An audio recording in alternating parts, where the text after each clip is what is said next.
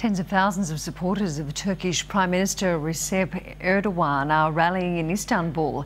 Earlier had police sealed off Istanbul's Taksim Square, which has been at the heart of anti-government protests and the scene of violent clashes. Riot police were still clashing with a small amount of protesters in streets near Gezi Park as the Prime Minister's supporters began gathering at the rally just 10 kilometres away. The operation to clear Gezi Park came just hours after the Prime Minister issued an ultimatum to demonstrators to end their occupation of the site. CBS correspondent Holly Williams has more on the protests.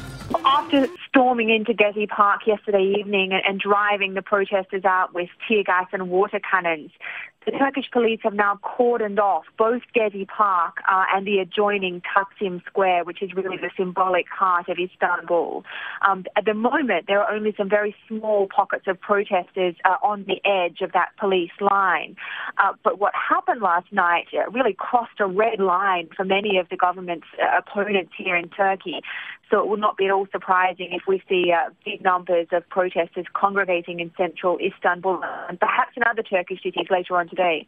These tensions have existed in Turkey for many years, for decades. On the one hand, Prime Minister Erdogan's supporters, many of whom tend to be more conservative Muslims, who very much like what he's doing with the country and who perhaps see something of themselves in him, a man who's a pious man who's come from humble origins to reach a very senior position. On the other hand, a Turk who may well be Muslims, may very well be religious, but who, above all else, prize Turkey's secular democracy, a Western-style democracy in which politics and religion are kept separate. Those tensions have existed for many decades. What's happened in the last 2 weeks is that they have bubbled to the surface in a very dramatic fashion.